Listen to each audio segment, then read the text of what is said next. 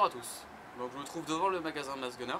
Aujourd'hui on va vous faire la présentation du magasin, la présentation des répliques donc, que vous pouvez acheter chez eux et du matériel qu'ils peuvent vous proposer. Également au niveau de l'upgrade, vous verrez toute la partie mécanique, voilà, toutes les améliorations qu'ils peuvent faire dessus, les différents customs qu'ils ont, les vendeurs et on aura peut-être une présentation du patron.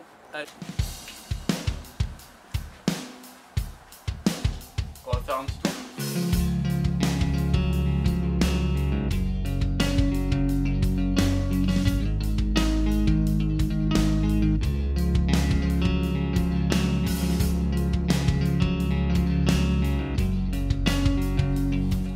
Bonjour, j'ai un SAV sur celle-là. Bonjour, qu'est-ce qui se passe? Vous allez aussi pouvoir le grader un petit peu. D'accord.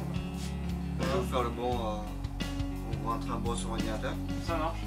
On va ouvrir un devis et vous tenir au courant de l'évolution de la réplique. D'accord, vous faites quoi? Vous l'ouvrez, vous regardez comment Voilà, ça se passe. si vous voulez faire un upgrade, donc déjà on va la passer au chronique pour savoir à quelle puissance elle est, pour vous donner une idée, savoir quelle puissance vous voulez mettre dessus.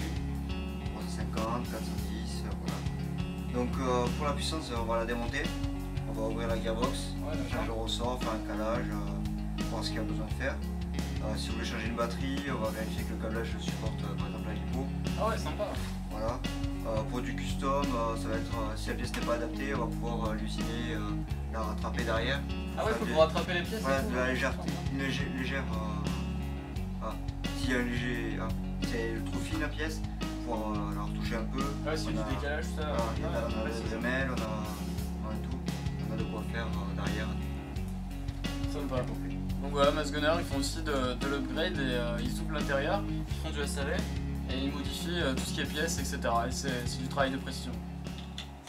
Bon, voilà, on a trouvé le patron, il est là, voilà, Franz de Massgunner. On voit le prêt. Ah, par contre, excusez-moi, 2 minutes. Ah, voilà, t'as mis tes talonnettes. c'est mieux, j'ai récupéré mes talonnettes, c'est tip top. Donc là, ça marche.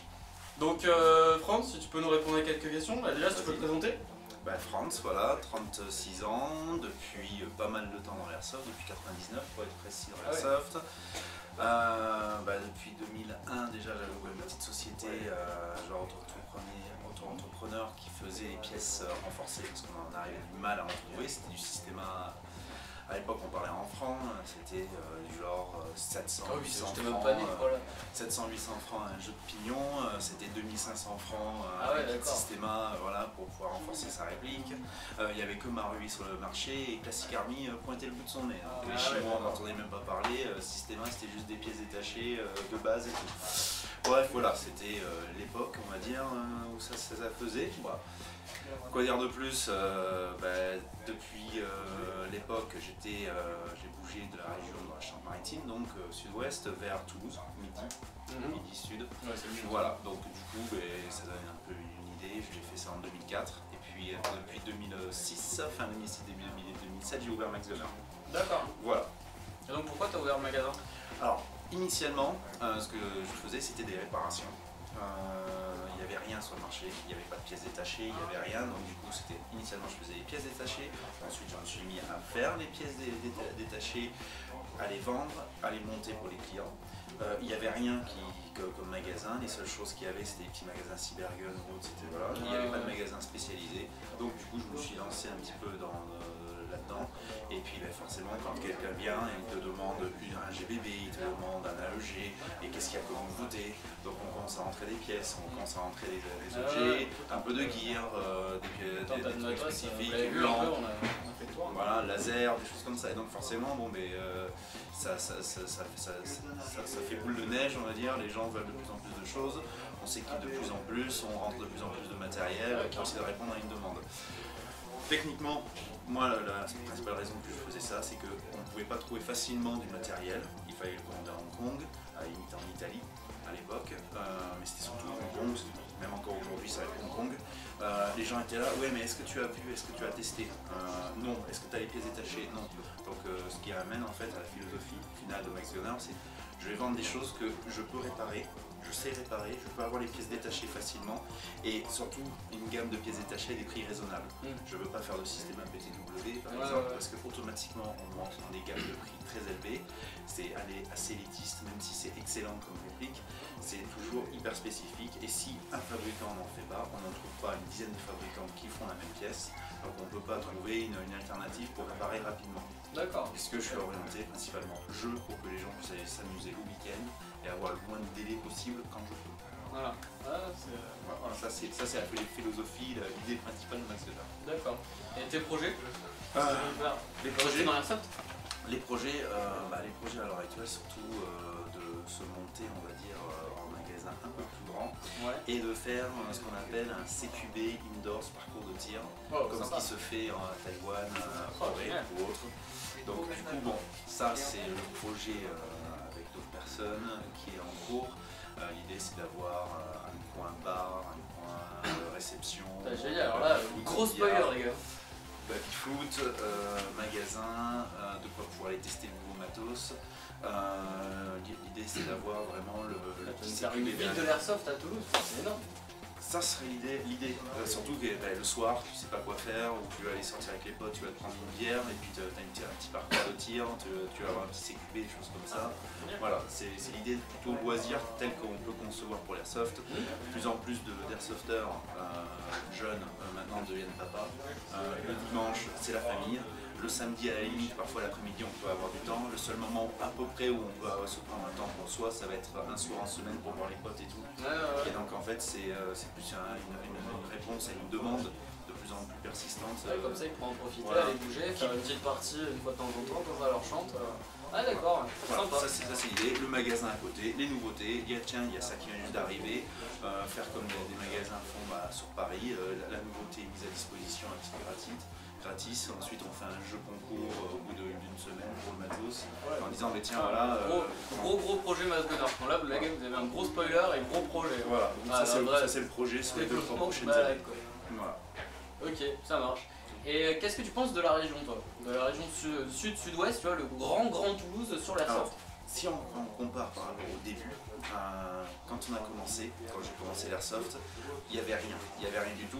Il y avait 2-3 bonhommes qui jouaient pas sur Toulouse, pareil sur Bordeaux. Ouais. On va dire, pour faire une OP, on avait un gros problème, c'est la communication. On n'arrivait pas à communiquer ensemble et à regrouper plus que 20 personnes sur un week-end, sur une grosse OP.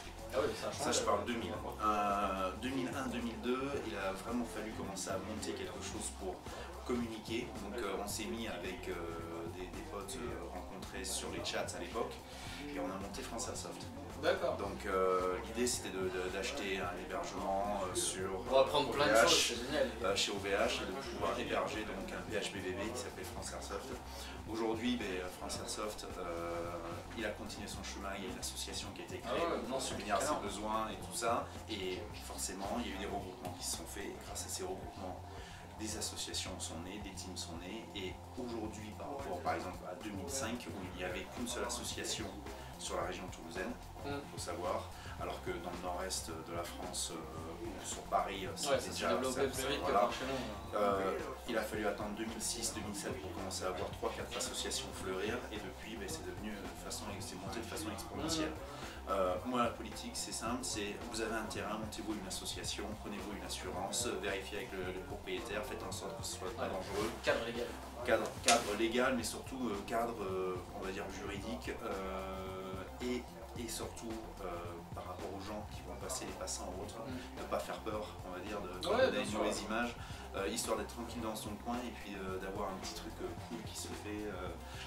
Il n'y a pas nécessairement besoin d'un énorme terrain pour pouvoir se faire des parties, il n'y a pas besoin d'être 50, il n'y a pas besoin d'essayer de faire revenir tout le monde pour pouvoir jouer.